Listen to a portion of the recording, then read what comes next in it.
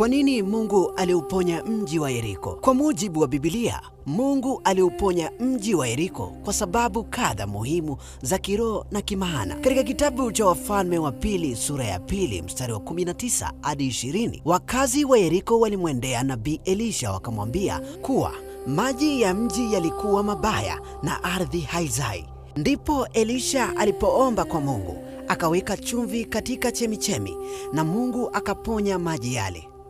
Jambo hili linatuonyesha kuwa Mungu husikia kilio cha watu wake. Yeriko ilikuwa imewahi kulaaniwa.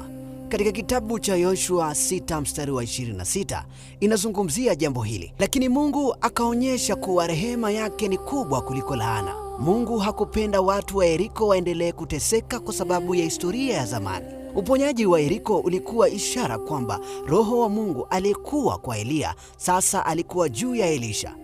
Mungu alitumia tukio hilo kuwathibitishia watu kuwa Elisha alikuwa mtumishi wake wa kweli.